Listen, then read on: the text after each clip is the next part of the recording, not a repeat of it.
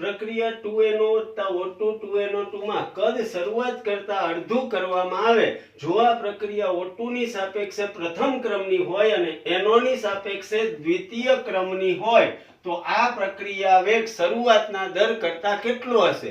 મિત્રો, શરૂઆતનો દર વિચારીએ તો વેગ બરાબર કે NO ની સાપેક્ષે દ્વિતીય ક્રમ છે જ્યારે O2 ની સાપેક્ષે પ્રથમ ક્રમ છે.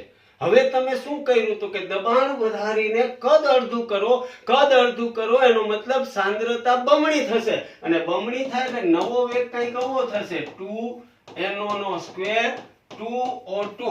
હવે 2 નો વર્ગ 4 અને ગુણ્યા 2 એટલે આવું કંઈક થશે કે NO નો વર્ગ અને O2. આનો મતલબ એવો થયો મિત્રો શરૂઆતના વેગ કરતા 8 ગણો થશે.